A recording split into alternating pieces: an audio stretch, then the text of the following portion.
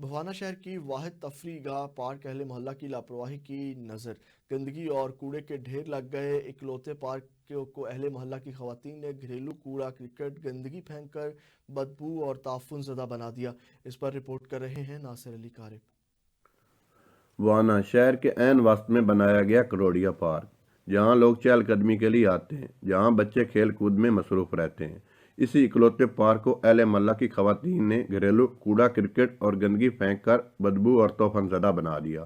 Municipal committee کا عملہ روزانہ کی بنیادوں پر وہاں صفائی کا کام کرتا ہے، مگر جیسے ہی وہاں سے گندگی اٹھائی جاتی ہے، رات گزرنے کے بعد صبح پھر وہاں اس سے بڑے ڈھیر نظر آتے ہیں۔